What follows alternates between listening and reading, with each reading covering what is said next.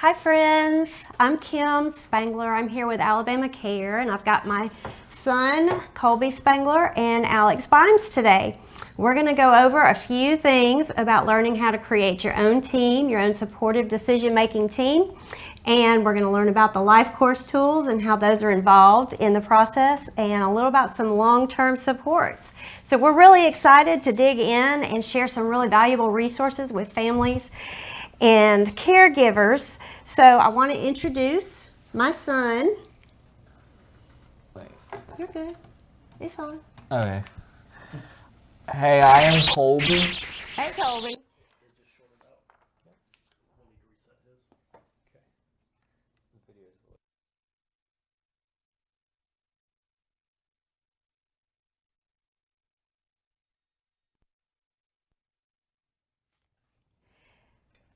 So we're back, and we're excited to share with you a little bit more in depth about how we have created Colby's Dream Team and what that process looks like. So we're going to jump right in, and I hope you're able to take away some valuable information, some good insight to this new approach. It's relatively new, called team agreements, and what that looks like. In my opinion, it's a much more natural and organic way of providing support for your loved one who may have an intellectual or developmental disability, and helps them to kind of live as an independent and productive life as possible. So I'm going to let Colby share a little bit about what his life has been like leading up to the creation of his dream team and what it's like now. And so take it away, Mr. Colby. I am in college at University of Alabama now. I am having fun and working hard. I am here to learn how to get in deep a good job. Yep. And how to live on my own one day. I want to be more independent, and I don't want to live with my parents every day. I have a talent and abilities that I can make a difference, and I want to share those gifts with everyone. Being a student at University of Alabama is like a dream come true for me. I have this race, but it have not always been easy. That's right. You love where you are now, and you love what you're doing, but it hasn't always been easy. That's very true. When you were in band in high school, and you realized that all of your friends in band were planning to go to college after high school, I remember the night real clearly that we went to watch that end of the year band performance. And at that performance, when it was over, all of the seniors, remember, stood up on the stage and kind of announced where they were going to college. And you were only a freshman. That was your first year in band. And so the freshmen and the underclassmen were all sitting back with their parents listening to the seniors announce. And what was one of those, what I would call a defining moment in your life? You turned and you looked at me and you said, "Mom, when am I going to go? Where am I going to go to college? When am I going to college?" So that was impressive to me, because you weren't asking if you were going to go to college, you were asking when, right? So as I'm listening to you and watching all of your friends announce where they're going, and you're asking me, where am I going? That was one of those defining moments in your life. And I'm so glad that you asked it that way, because you kind of took some things off the table that we had been considering. And I just kind of followed your lead, and we started doing what everybody who starts looking into college and life after high school does. And we started touring colleges. Remember that? So we went and we looked at all these different colleges, Vanderbilt, Mississippi State, Clemson, University of South Alabama in Mobile. All of these different colleges had Think College programs. We weren't really sure how we were going to make that work. It really wasn't an expense we had planned on in your life. But when we realized that there was a way, then you had the will, we ended up literally saying, Colby, which one is your favorite? Where do you want to go? And which one did you pick? University of Alabama. University of Alabama. And they had a Think College program. In the process of doing that, not only were we kind of saving up a lot of money that we would need to help you get there, but we really started heavily advocating through the school, with the school board, even at the state level, about inclusion. And so once we finally got to your senior year, after about 3 long, hard years of advocating with you, then we really started seeing some progress. So tell me about what that was like. Tell people that are watching right now a little bit more about how you're doing all of this. Okay. I see what people around me are doing, and I want to do it too. I think I can, so I want to try. Sometimes good people are around me and talk about ways to help me to do what I see other people doing. They support my goals. One way I can support is one of students. Here who are my mentors. I have a mentors who die with me, like Abbott Race Walker and Morbish, who go to some classes and sit by me. They help me with homework, and when it's time to study for my tests, they are my academic mentors. I take college level classes for college credits to learn to get one college education. Also in a training called BYX. And my brothers, like Luke, are a big help with Rise to Shopper meetings and fun events. I go to church off campus, and the college leader, Toad Wenham, also helped me find Rise to church and small group meetings. When I was living in the dorm, if rehabbing in Maureen, I called the RA to help me, but didn't really happen. A big part of how I do this is with my dream team. A big part of how you do that's with your dream team, right? So you just said a lot in all of that. And I think what's important to mention here is that if you really think about it, you've got several smaller circles of support all around you while you're at college, because you've got that circle of support that is your academic mentors, right, that help you with your classes. You've got that circle of support that is your fraternity brothers that support you with the social and recreational fun kind of stuff, right?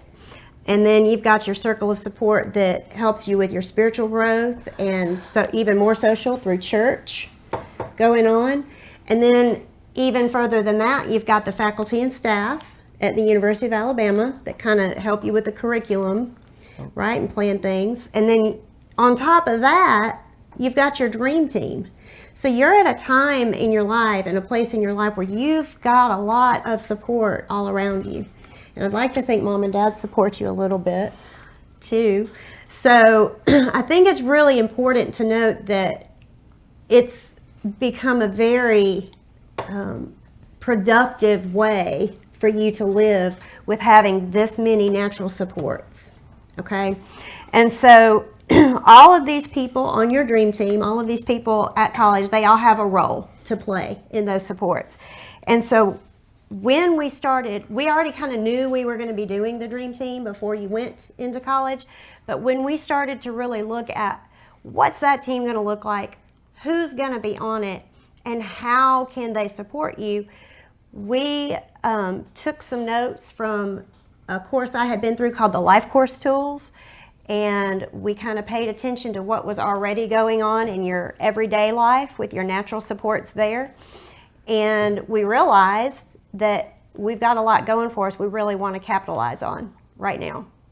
So you made history with being the first cohort at the University of Alabama, and that's a big deal. And then you turned around the next year and you did it again. You made history by being the first student at the University of Alabama, by being inducted into a fraternity, right, with an intellectual disability. That's huge.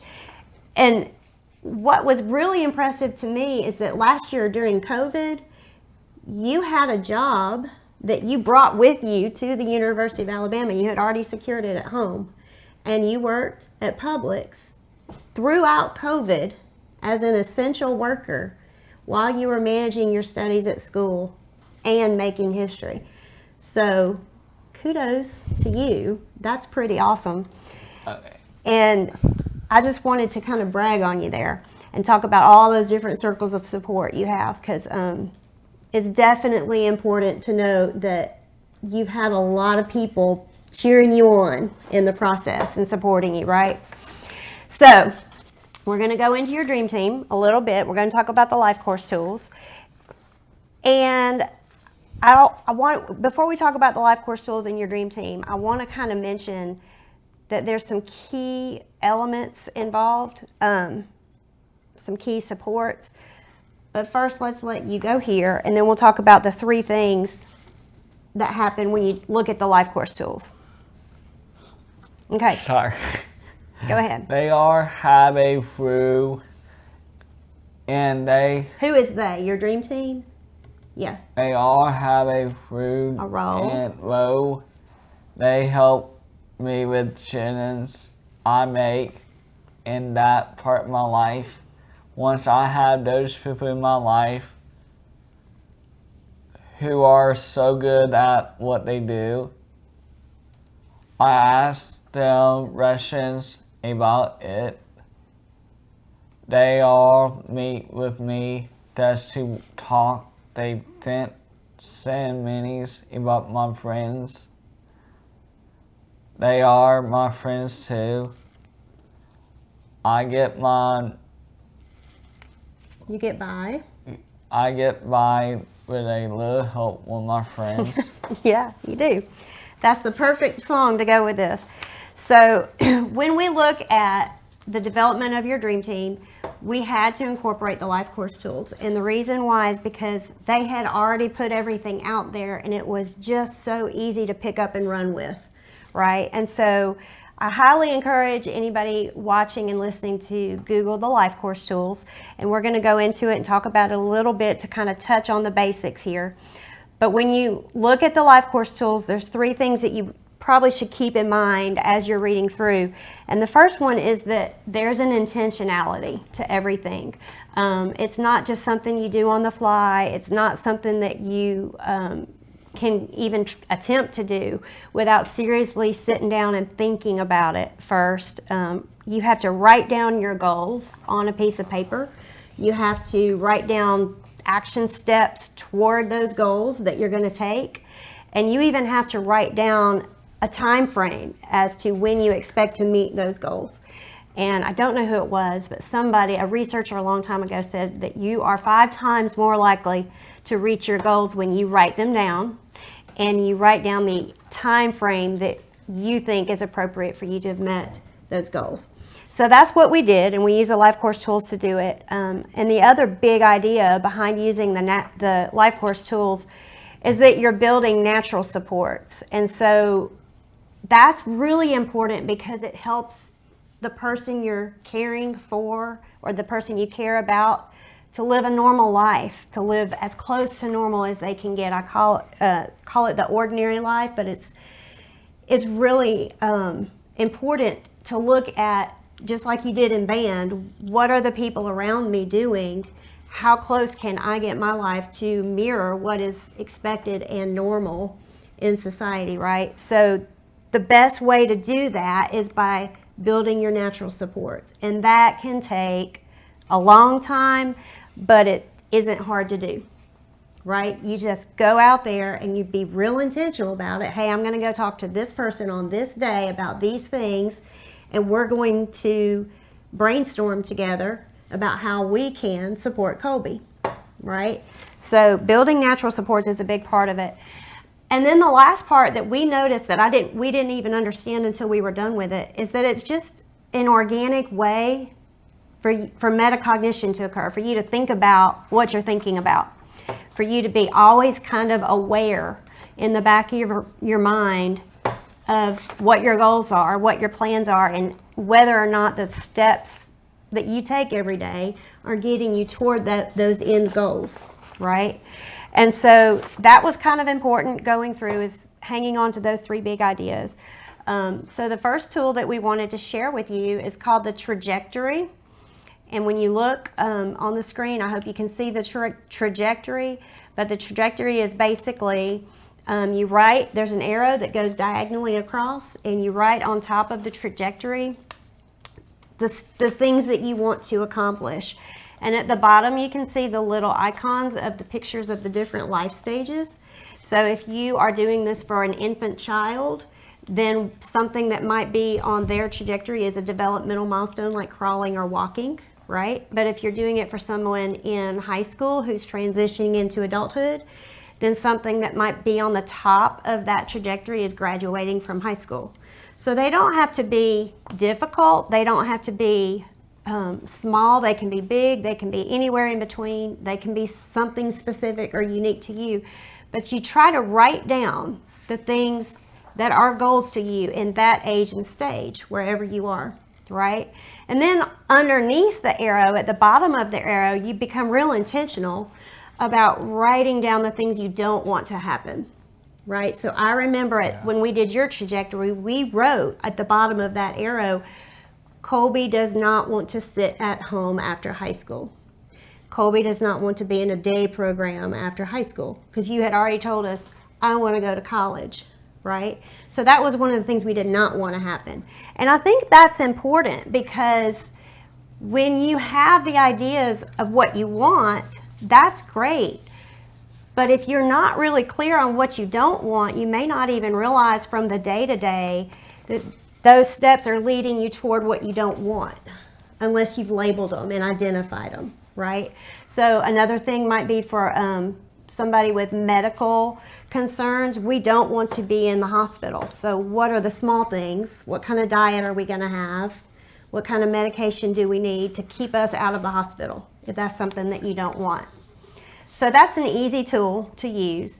And then the next one would be looking at the relationship mapping. So if you take a close look at the relationship mapping, all that does is kind of show you that there's some reciprocal roles involved, that you have a lot to contribute to the people who support you, and they have a lot to contribute to you. And that the main reason for that is so that we can kind of integrate those supports throughout your life, because we don't want to have to make sure that all your supports are coming from paid supports or a service provider. Sometimes when that happens with service providers, it may unintentionally cause a barrier to occur between the person who needs the support and the family and the community, if that's the only kind of support they're getting.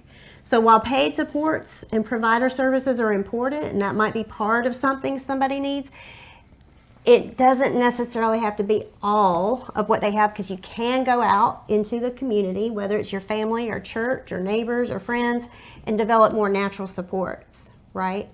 And so those relationships become really important. And then you start listing who are the people who care for you and who are the people who care about you, and talking about those differences. And you see the people that are really close to you, and you see people you kind of just know, but you talk to every now and then you see the people that are just associates, that maybe it's somebody, for you it was people that you work with at Publix, right? Yeah.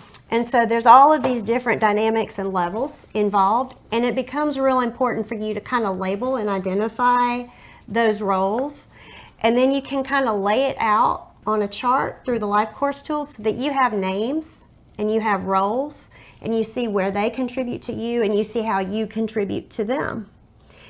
And that's really important going forward, so that you can talk about the actual kind of supports that you can give. So you use the integrated support star. And this was really cool because on the top, you start at the top with your personal abilities and your talents and all your gifts. You bring a lot to the table. And to have somebody sit down and write down what they contribute, it's fun. That's a lot of fun to do because you'll come up with things you hadn't even thought of before if you really put your mind to it. And then you talk about the relationships, and you list all the relationships that you have because you just did that, right? And then you go down and you talk about the eligibility specific kind of supports, your paid supports, the supports you can get from providers or services like government assistance, right? Everybody has those. Everybody qualifies for some kind of support somehow. And then you go around and you look at your community. What's out there? Where do you live? What kind of community networks are involved? Where can you connect with other people in a consistent way, right? Proximity and consistency, we talked about that. And what does that look like? So there's supports in everybody's community, somewhere, somehow. You just got to think about what they are and where to get them. That might be YMCA, that might be a para program, that might be the guy you know at the bank. I mean, it just varies from one community to the next. And nowadays, we've advanced to the point where technology has become its own kind of support.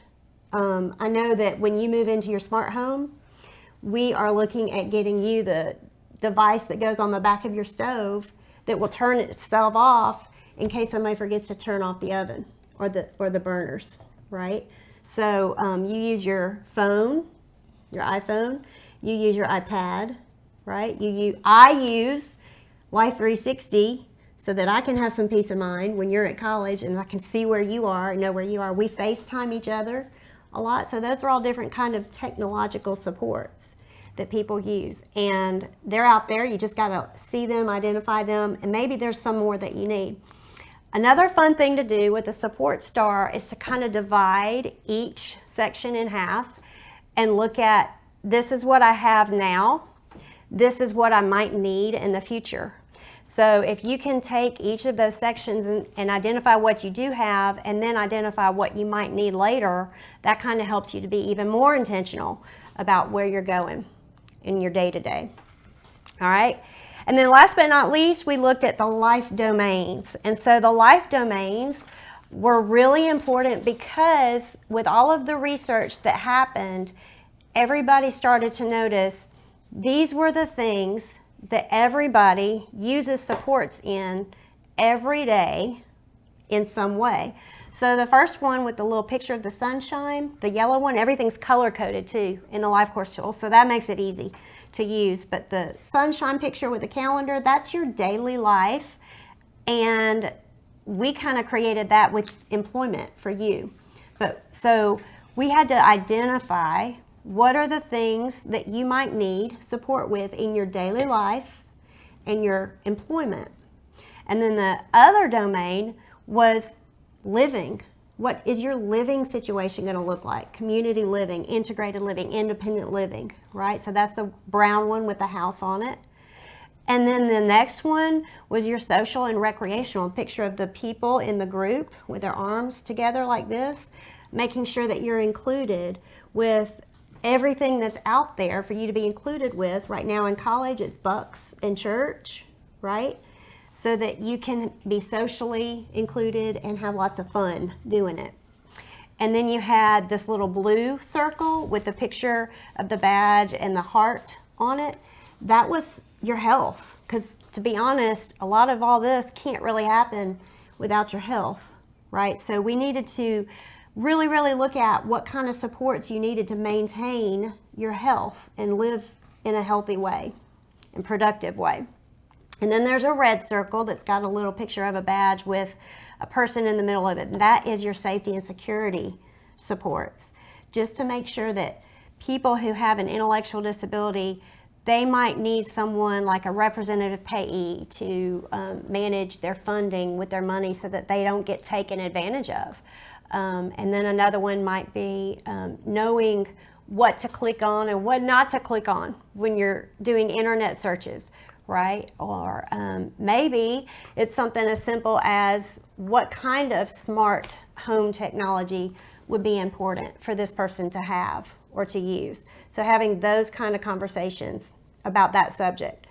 And then last but not least, we're looking at the last domain. If I can get this to pull back up. There it is. And that's your advocacy and engagement, right? Because a lot of things we are still learning don't just happen on their own. You really, really have to speak up and self-advocate for yourself, because a lot of people, while they may have the best of intentions, don't necessarily know that you might need a certain kind of support. And so it becomes really important to be engaged with your legislative actions going forward, with your voting process, your voting rights, and talking to other people about what they can do to provide support for people like you, not just for you yourself, but everybody else out there, right, who might have an intellectual or developmental disability. And so, long story short, those life domains become very intentional as you look at them. And then when you can go back and you can do it all kinds of, I've seen teams developed lots of different ways. I've seen teams developed around the support star, where you have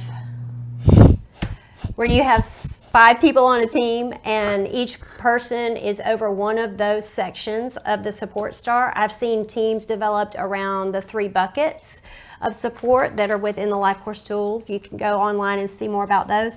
What we chose to do was develop your team around those life domains, because as we were looking at your level of functionality and what you wanted to do, we saw it as a really good way to fit the people that we already knew, because they were good at certain things.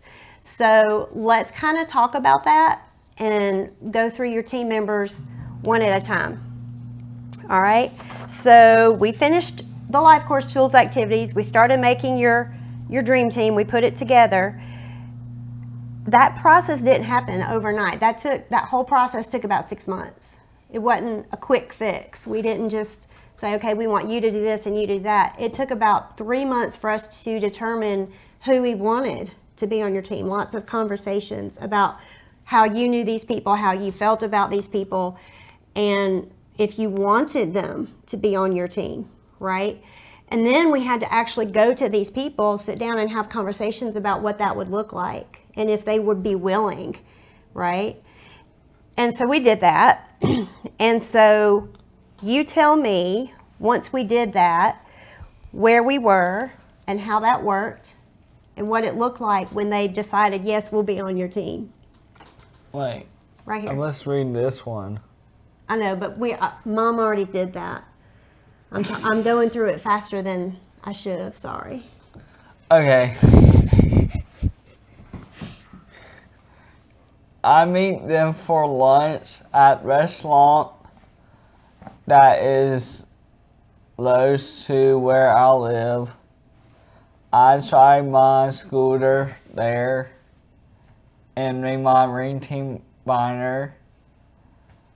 Read talk about the fractions list in the chicken making tool warm each command. They asked me the questions and I answered them.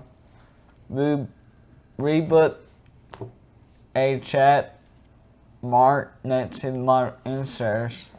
Most of my answers show them I can for myself, but there still a few answers I say I may need support with. When I we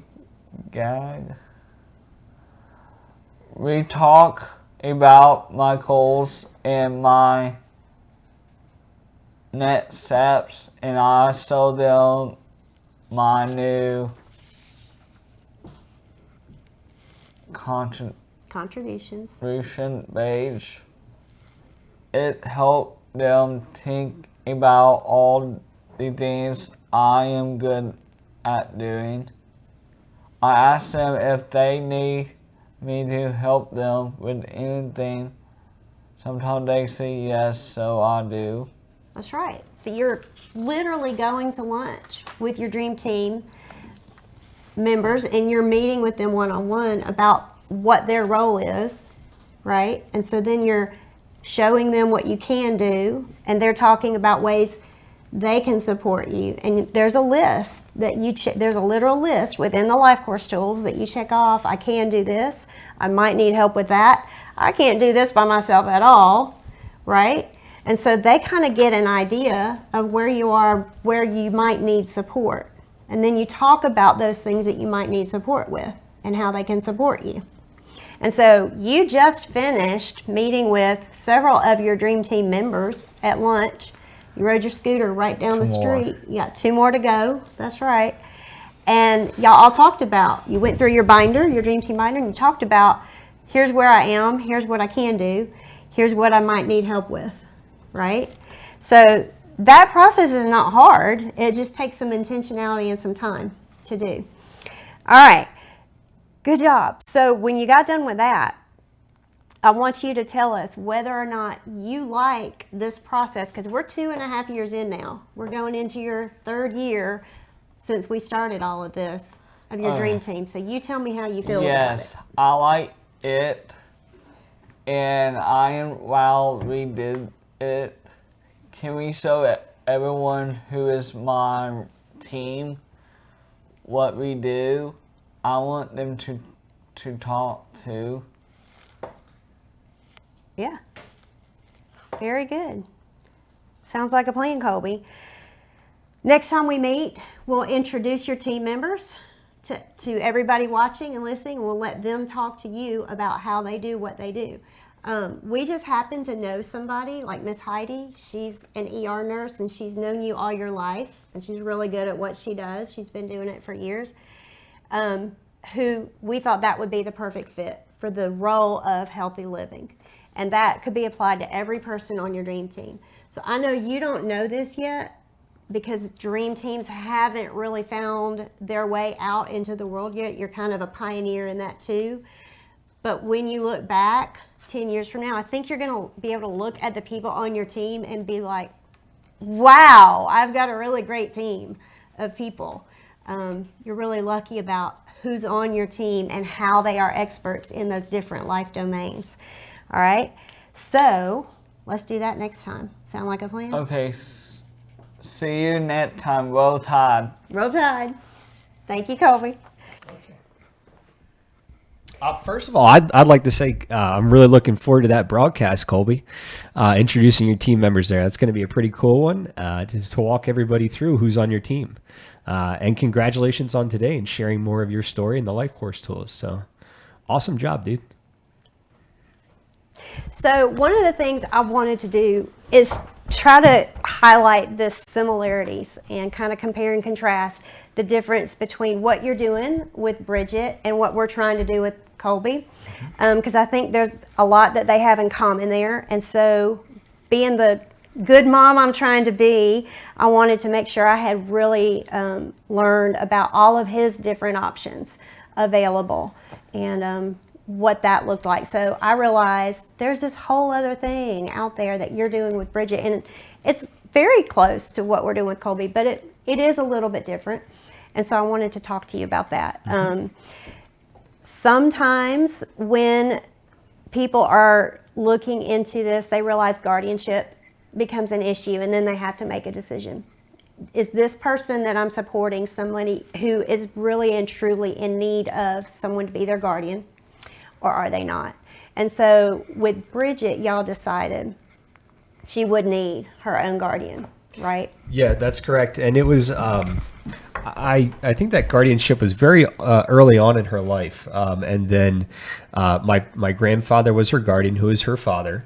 And then when they moved to the state of Alabama in 1990, they moved to McCalla, and my aunt moved into Partlow Institution. And we had to, my grandfather had to get guardianship for the state of Alabama and transfer that. And I've had conversations with him about that. There are certain restrictions to her guardianship. Like is she able to vote? And under her restrictions right now, she's not able to vote. And so my question to my grandfather is why did you restrict that right as her guardian? And we had a deep conversation about it. And in the end, he felt like it was the right thing to do.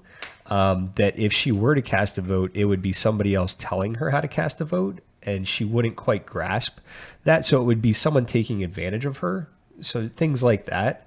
And then, me coming here in 2016 and training under my grandfather and having these conversations with him, he asked me and I agreed to continue on the current guardianship that he had. And basically he wanted me to continue doing exactly what he was doing there. And I agreed that we would keep it consistent for her. So yes, there's guardianship that her father had, and he passed away a few years ago in 2018. And I asked the courts for guardianship at that point, and they transferred guardianship to me. Tell me a little bit about that. What did that look like when you actually went into the courtroom? So we worked with Carney Dye Associates, who we have on the broadcast quite frequently. And I said, hey, I've never been through this before. I have the letters of guardianship that were originally given to my grandfather by the state of Alabama and the judges, the probate. And that was actually through Tuscaloosa County because of Partlow being in Tuscaloosa County. So we have this documentation and we are looking to get the guardianship transferred, and they kind of walked me through it. And I think I met with them for maybe a couple hours, more over the phone, and they did all of the paperwork. The judge saw it and he said, we already had guardianship established. Right. We already have somebody in the family that's, willing to take that over. And so it was a pretty easy transfer of guardianship for her, to make sure it stayed there. So that was just one day in court. Right. I don't know how long it took them, but it was probably like one day in court for them. Okay. But from my perspective, they've been very good. A lot of conversations over the phone and just kind of emails back and forth. Right. So from what I understand, it was your grandfather that wanted to set things up for Bridget this way, right? And so you mentioned that you had kind of come along and trained with him.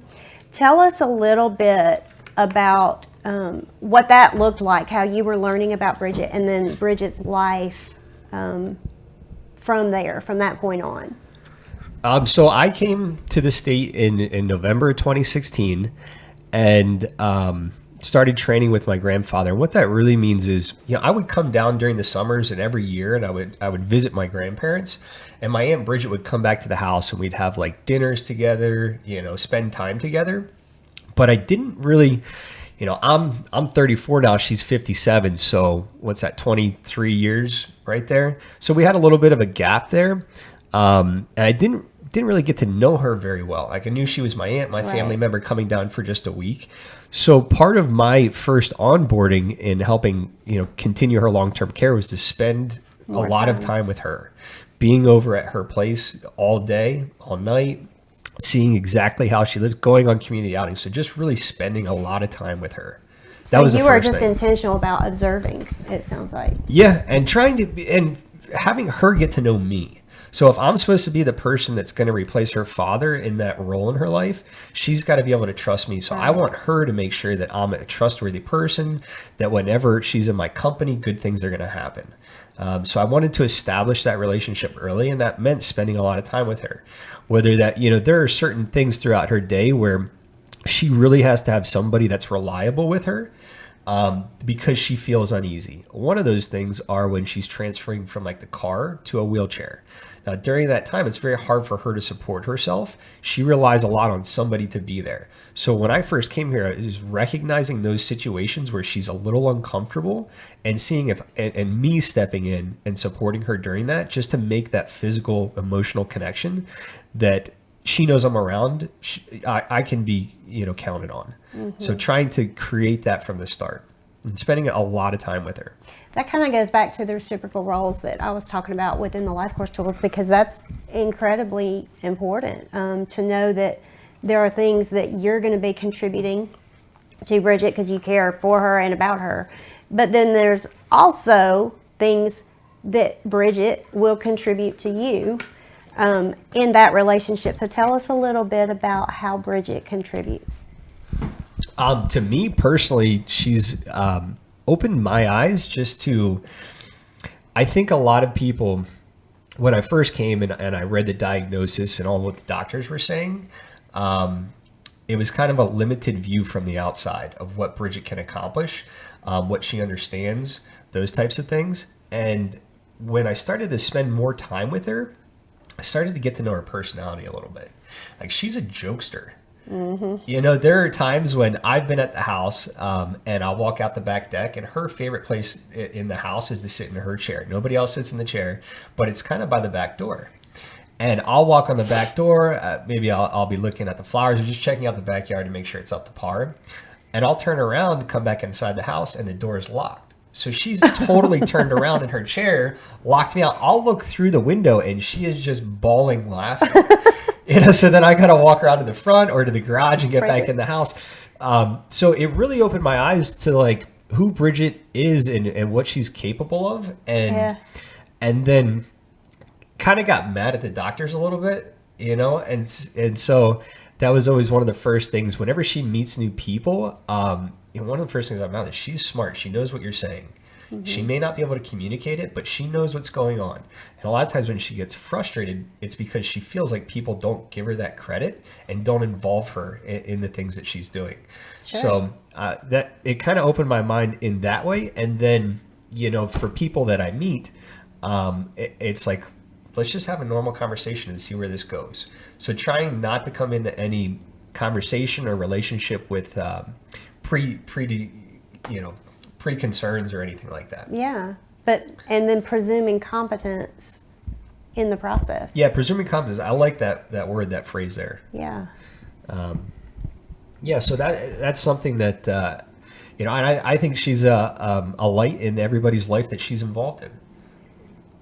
For sure. And I think that can be said of a lot of people that we meet along the way who might have an intellectual or developmental disability. I can't speak for my husband, but I spent many, many years being upset with doctors and being upset with professionals who would label and prescribe and diagnose. Because in my opinion, when you get those kind of things written onto a piece of paper and then you present them to somebody who hasn't met that person, it really limits their expectations.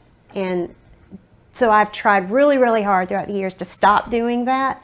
I remember when Colby was little, when we would walk into a new environment, I would become really nervous about how he would be perceived or received by the people there. And so I would go in front of him and I would say, here's my son Colby, and Colby has special needs. I wasn't even picking up on the fact how much he hated that. In my eyes, I was trying to protect him and get him involved and included, but I was already labeling him before they had ever had the chance to meet him. And so that experience you've had with Bridget is probably something every parent out there has experienced and or guardian. And it's really important going forward that we all try to presume competence and don't put that label on them right away. So thank you for mentioning that. I think that it opens more doors when you don't. And I think we're kind of getting away from the labeling a little bit. I think with the language we're using, and as it's evolving, and even, you know, through the documentation that we use, the person-centered planning, a lot of that language is a lot more, like I said, person-centered. And it doesn't really start off with this is the diagnosis. So I think as a whole, as a community, as a society, we're making a lot of good progress in that. So it's pretty cool there. I agree. So tell me real quick, when your grandparents decided that it was time to do this and they came to you, why they decided to do what they did with Bridget's home and who lives with Bridget and what her home looks like, how it operates. Sure. So at the time, my aunt was in Partlow and my grandfather was the head of the Parents Association for Partlow members. Partlow families. And I'm not sure how that discussion worked, but, you know, my grandfather actually did not want the institutions to be shut down. That was something that he fought for. He thought that Partlow should stay up and running. And, you know, I'm very glad that Partlow is not up and running today. And I think a lot of people have the same view there. But in the beginning, he was very much for Partlow. And so when it came down that, we were no longer going to have institutions in Alabama, then it becomes, well, what does that look like for Bridget? And we had a few options at that time. You could move, the son or daughter or family member can move back into the home with the parents. And they were aging, at that time. And it was very hard for them to be able to grasp that concept with the service and the support that Bridget needs. And then another possibility was to go into a group home or another provider in the state. And we have great providers in the state of Alabama. I'm not sure how many we have, actually. I don't know if it's like 100 or 300. I couldn't put a number on that. It's about 100. About I 100. know that. I'm not sure the exact number, but yeah, we do. They vary from size. Some of our single homes where they serve 1 to 3 people, and some of them are very large, where they serve a significant population of the area. But I think we have great providers in the state of Alabama, so that was an option for them. Would Bridget be served in a provider? And I think that at that time they were saying, look, we can't support Bridget at home, and she's going to have to be served through a provider. In the end, we think that we know what's best for Bridget, and help her figure out those things. So we're going to become kind of a provider for her. And so they went through the process with the state, and they got certified, went through the classes, became a certified provider. And that's what Bridget's Home Inc. is. It's a contracting entity that contracts with the state to provide services for Bridget. Okay.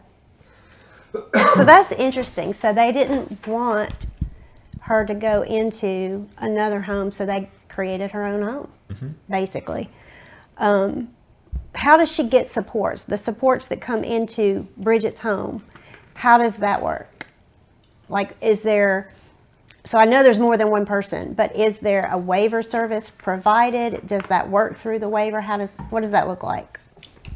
So she's on the ID waiver. That's okay. And there are a number of services that are provided through the waiver. And I actually brought a list here. This is a little bit older list. This is from 2015, but I'll kind of rattle them off here. So on the ID waiver, the services provided are like residential habilitation, other living arrangements, day-hab, transportation, pre-vocational services, supported employment, individual job coaching, job development, occupational therapy, speech and language therapy, physical therapy, behavioral therapy, in-home respite care, out-of-home respite care, institutional respite care, personal care on work site, personal care transportation, environmental accessibility, specialized medical equipment, medical supplies, skilled nursing, adult companion services, crisis intervention, and community specialists. So there's quite a bit of services that are available under that waiver there. But the state has, the E&D waiver, the ID waiver, the living at home waiver, the sale waiver, and we have a few others since 2015. Self-directed. Self-directed, yes. Yeah. And self-directed actually at 2015 looks like fell under the ID waiver.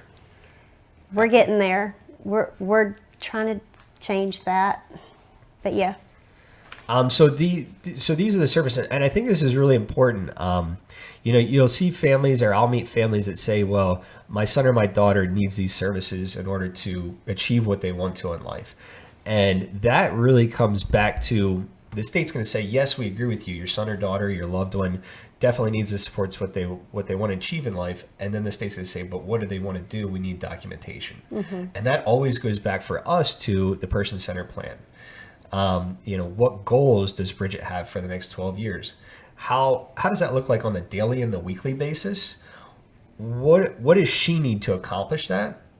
Writing all of that into the plan, and then asking the state, saying, hey, in order to live her best life, these are the waivers that we believe the state should give her so that we can support her in doing that. I hope that answers somewhat. That makes total sense. So what I want to see is how that translates. I want to try to wrap my head around how that translates in Bridget's day-to-day at her home. So if this is the waiver she's on and these are the services that she's provided, what does it look like in the home? So in the home, we have personal care throughout the day. kind of on and off. And then we go back to in-home habilitation, where she is practicing her goals throughout the day. And we just did our she just did her personal centered planning in the month of June. So she'll start on her new goals in July. But we go back and forth. She goes back and forth between personal care and training inside the home when she's there. And those kind of fall under those two waivers for personal care and in-home habilitation. So we break that up during the day, that she'll be working on her goals, as we all should be, for a certain amount of time during the day, whether that's 2 hours before lunch or something like that. And we can take that documentation and, we have to record all of those goals and how she's doing. But back to the state and say, during this time, she is, working on these goals that relates to in-home habilitation or, Rezola or whatever we're going to call it now. But is that kind of how that breaks down? Or yeah, and so do you do all this by yourself?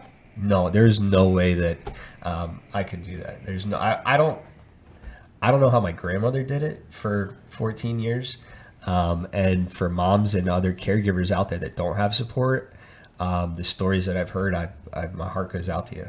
And I know you're looking for support in the community, and I think we have a great community here in Alabama, but a lot of it does rest on the shoulders of the parents, especially in the beginning.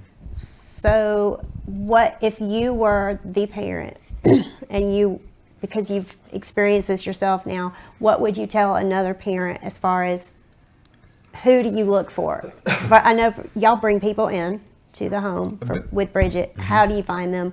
What do you look for? And who are those people? Like, not by name, but what is their role? So Bridget has 24-hour supports. She needs them. She lives in a home by herself. So someone needs to be with her at all hours.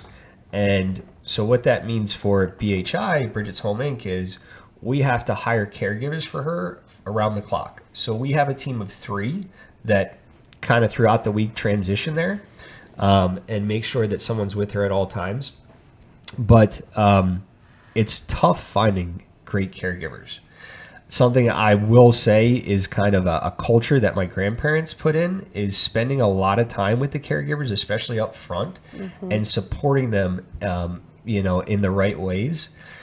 For us, someone that's been with Bridget for 15 going on 16 years now. Wow. And she has total trust in that caregiver. And I think it goes well beyond the caregiving relationship. I think they truly care for one another. For that many years, yeah. Yeah, I mean, you have to be invested emotionally into a relationship for it to last 15 years. Mm-hmm.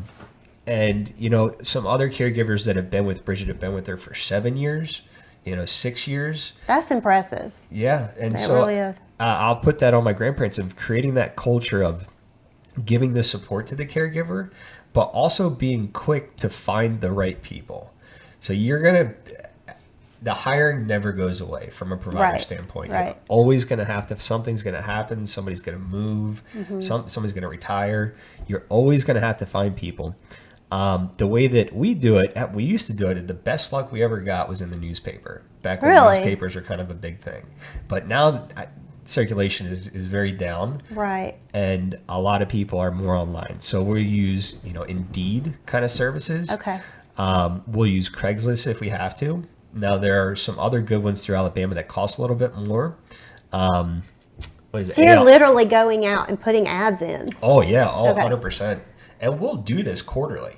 I'll throw an ad out quarterly, even if I'm not planning on, even if I don't have a crisis where I have to hire somebody. Because if I come across somebody that is great, I want them on the team. In. Yeah. Because, they could be with Bridget for another 15 years. And that's what Bridget wants. That's very proactive. I think that's really smart, because a lot of what I see happens because people may be not as proactive and they're more reactive to a situation, and then you're kind of stuck. So that's a really proactive approach. I have a list of probably 20 to 30 emails of people that have applied for jobs in the past, and I haven't reached out to them yet because I found somebody, but I keep in my back pocket if I need somebody quick. Right. Or if I find somebody that's great, I'll call them, and even though I don't plan on replacing somebody, I'll call them in just so we have a face-to-face meeting and we know each other. So if I do give them a call, hey, would you still be interested in this position? They know who we are. Yeah. So it's constantly like reaching out to people, meeting with people. I won't necessarily have them meet Bridget because I don't think that's necessary until we get to the further steps. Yeah. Exactly. But yeah, that all falls on us. And it's a big, any provider, you have to do the hiring and the training. But I think one thing for like families, if you're having somebody come into the home, I think there's a little bit of disconnect there. So normally you'll have an agency that will send somebody, a caregiver, to the home. And I think a lot of times families or individuals feel like they're already going to be trained on everything that needs to happen. And so it's kind of like, okay, that caregiver's here, I can go do these other things, or I can focus on something else as a parent.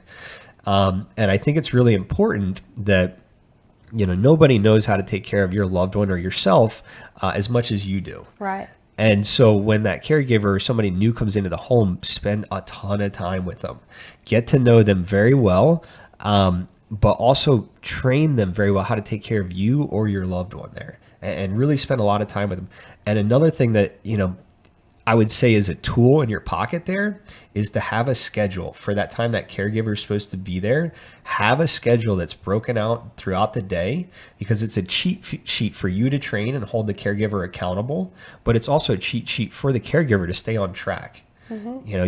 If I go over to Bridget's house and I see somebody 3 times in a row, the same person on their phone sitting in the same location, that's a direct indicator for me. You're not doing the right things. That's not the schedule. You're not. Yeah, exactly. It's 10:15. What are you supposed to be doing here? And you got to be quick to replace that person at that point. Yeah. So there's a tool in the LifeCourse Tools that is a daily schedule. And I had mentioned that everything was color coded through the domains and the support star. But when you look at a daily schedule, you can go online and see that tool. And if the person that you're caring for only has 1 or 2 colors every day, there's something wrong. Yeah. If you color code it the way that they show you to, and your daily schedule is filled with color, then you're touching on each different kind of support need, like we all have, and you're doing well. So the more colorful their daily schedule is, the better off they are. I like the color code there. That's pretty cool. It's a really great visual to be able to look and see, is this person truly getting all of the supports they need throughout any given day? And to have the caregiver documented is huge. You have to do that to hold them accountable. The LifeCourse tool sounds like it's online, so you can go online and just see it. Like, that's awesome. Yeah. So even if you're not there at the physical location, you don't have to check. You can log on your phone anytime during the day and to see how the progress throughout the day is going. Right. Now, we did talk about that a little bit. The digital Stuff. And I know a lot of other providers want the information throughout the day to be written down as it's happening. We kind of feel that, yes, we want the information, but does that, when they're going to the computer, they're going to the worksheet and writing down every 10 or 10 minutes, 15 minutes, an hour, does that take time and attention away from Bridget for us? Right. And we kind of feel like it does. So we don't encourage, the caregiver to run downstairs and get on the computer if she's using the bathroom and she has a successful whatever goal that is. Right. Hold off on that. Maybe do that while she's eating lunch. Wait a little bit, or wait till the shift change over and put all your information in. Right. So I'm going to take that a step further and look at it the way we would look at it with Colby. As Colby goes out into the community, or when he's on campus at the University of Alabama, if the people who were supporting him were walking around logging information into the phone about what they were doing and goals he was meeting, then what are they not doing while they're out in the community? Or if they had a clipboard and a piece of paper, it would look real clinical and it wouldn't look normal or natural. Yeah. And so it kind of takes away from the goals that he's trying to achieve if you've got somebody constantly sitting there writing down every move he makes, right? So now it's tough, and that we I know we have to document stuff, especially EVV stuff that's coming out where the caregivers have to log in when they're on GPS location, and so it's important for the state and the federal government to make sure that the providers and the caregivers are doing their job, and it's just trying to find a balance. that happy medium, Yeah, it's trying to find a balance. And I'll talk to other families or individuals that are getting very frustrated. They feel like, they've been knocking on doors or can't get answers, or, it's just kind of tough to navigate. And I say, yes, and first thing, I'm not a parent, so I'm not going to claim to go through those specific emotions, but there are frustrations that we all have in life. But I think at the end of the day, the people that are at these agencies or state organizations, federal organizations, community businesses that are serving our loved ones or ourselves, I don't think anybody wakes up thinking, I don't want to have a positive interaction with the people I serve. Sure. I don't want them to succeed. So I think if we just take a step back, like, I know you want to help me succeed. How do we come to neutral ground here? How can we figure that out together? Yeah, exactly. Mm-hmm. And the state and the agencies, they want everybody that's being served to wake up with a smile and to smile and laugh throughout the day. Now, and be successful, yeah. And to be successful. Now, I don't have those days. There's days throughout my day, times throughout my day when I get frustrated, but the people that are serving us or the family members, they want that success, and it's just trying to figure out how to do that. Mm-hmm. They want to help you, but sometimes it's tough to get there. The intentional collaboration becomes real important. Yes.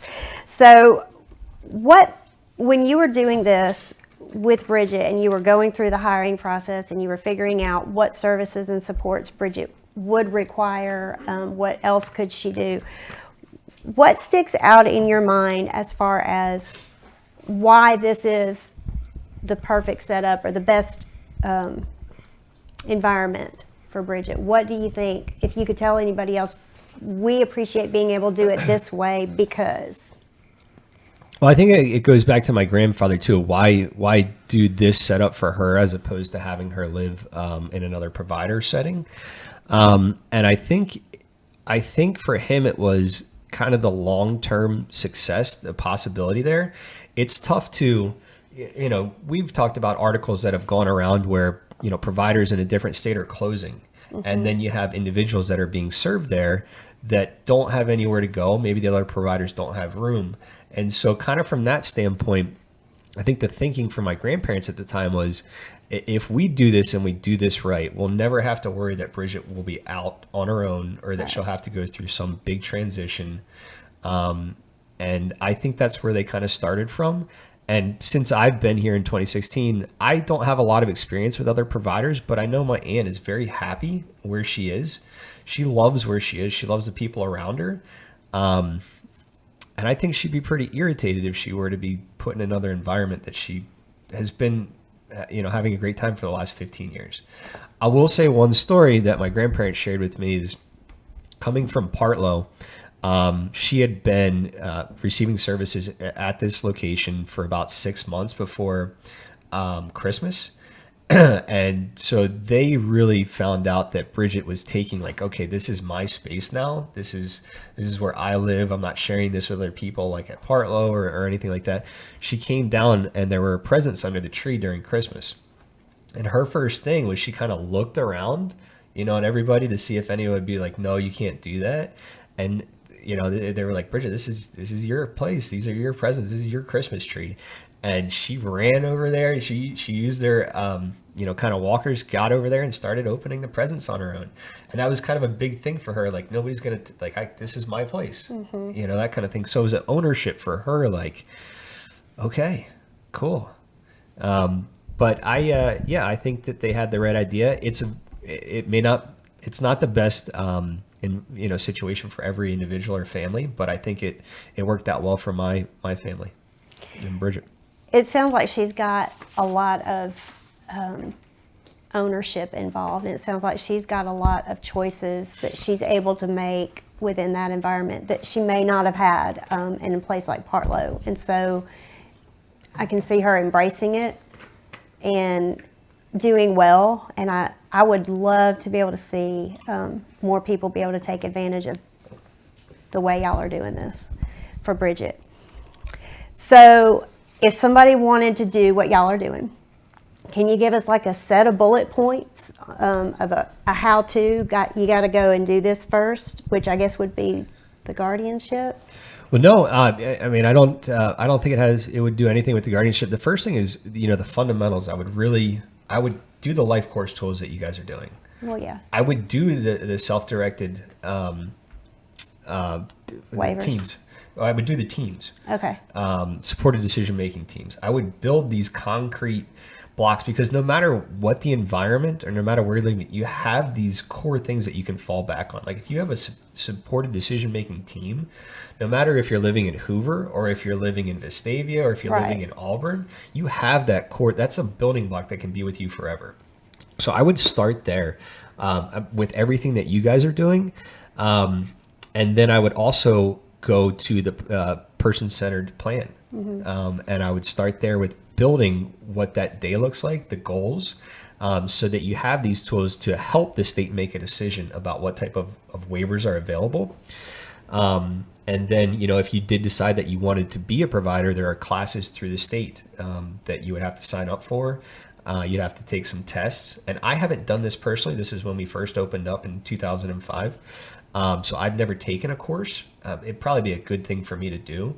But I know that these are available through ADMH, and you can go to these classes, you take the test, and even though you become certified, doesn't necessarily, they have a few, like, just because you become certified doesn't mean that you're going to receive individuals that you can serve. But yeah, that's I would start with the groundwork that you guys are all doing right now, and then I'd go to the person-centered plan. I'd build off of that, and I'd have like a plan to present to the state for it. These are the services we believe will help our loved one live their best life. And then if you wanted to go from there, you could try and become a provider. So getting your loved one onto the waiting list for the waiver services, right, would have to be a part of it, I would assume. Yeah, and that's something I kind of skipped over because excuse me, she was already on the waiver exactly when you came in. Yeah, so I didn't have experience getting on the waiver, and I know there is a list. I think we're trying to greatly expand that as a state, right? And I'm looking forward to seeing what that looks like. But I think that can also, you can have a good relationship with the individuals from the state. Right. Like you need to have a good relationship with your case manager. They're the person that's going to introduce these waivers opportunities to, the higher ups in the state and say, is this individual going to be eligible for this? So do you get a case manager before you are assigned a waiver or only after? That I don't know. That's a good question. I'll have to look that up.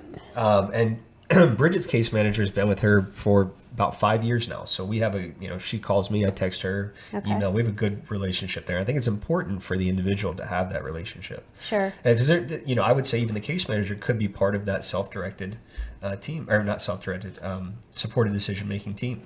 So when the I say case manager, you might hear the word support coordinator come in, but when that person comes in and you present, here's their person-centered plan, these are the supports and services we are requesting for this person, and you move forward, you're trying to get it as close to normal as possible. That's why that support coordinator becomes so important. Because they know what's out there. They know what's available. You may or may not, right? And so that relationship is gold. Yeah, they're your link to knowing what's out there. The jargon that, is waivers, they're your link to that. So, bring them a gift. Yeah. Yeah. Sit down for coffee. Yeah, exactly. Spend some time with them. Awesome. All right. So one last thing, as you are, Alabama's under the home and community-based services and trying to get more people out into the community. As you go with Bridget out into the community, what would that look like with Bridget? Who goes with her? How does she make those connections to build up more of her natural supports? So the natural supports, especially in the last year, her natural supports have been really the caregiving staff and family, just because of COVID. Right. Before that, she used to go to United Ability, which was UCP of Birmingham, and receive some occupational and physical therapy there. And she would visit with other people that were in the DayHab program there. She does have a good friend that she'll see at United Ability when she goes in there. It's not very often anymore. We've kind of transitioned into Lakeshore. But so she had some friends through there. We're working on getting her more friends through Lakeshore. One of the things that I think is really cool is when she'll go into the pool, and again, we haven't done this because of COVID in the last year, but when she goes in for her pool workout, there's a point of that workout where she'll sit by herself on kind of a little stool in the pool. This is a big pool. Lakeshore's a huge pool. And the caregiver that's with her will put down these little steps that kind of sink to the bottom of the pool. And part of her workout routine, she has trouble on her left side picking up her left leg. Mm-hmm. So is getting that left leg up onto those platforms and getting down, stepping down, then stepping up on the next one. So kind of getting those muscles going in the pool for her. When the caregiver is putting those down, there's a little bit of time where Bridget's kind of by herself and she needs help kind of sturdying herself. Mm-hmm. So that's a very big thing for when I go to train the caregivers about the pool is like, how are we going to utilize the people around Bridget and what does that give an opportunity for?